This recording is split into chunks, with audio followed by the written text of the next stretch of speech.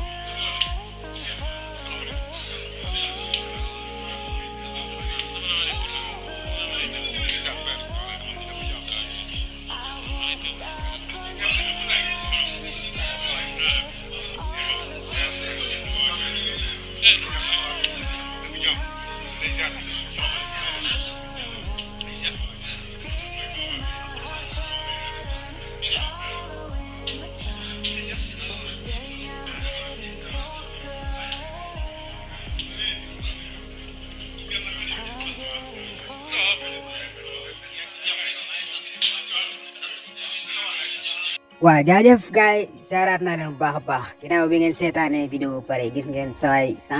champion la nag champion la